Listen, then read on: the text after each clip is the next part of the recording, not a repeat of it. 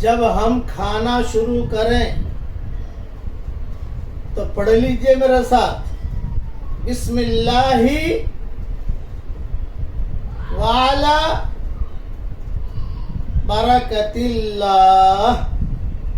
پھر جب کھانا کھا چکے تو دعا پڑھیے میرے ساتھ، الحمدللہ الذی ہوا اشبعنا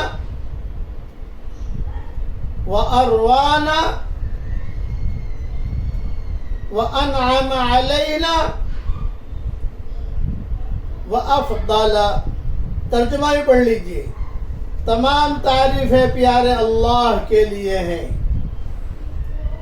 جس نے ہمیں پیٹ بھر کر کھلایا اور پلایا اور ہم پر انعام کیا اور مہربانی فرمائی۔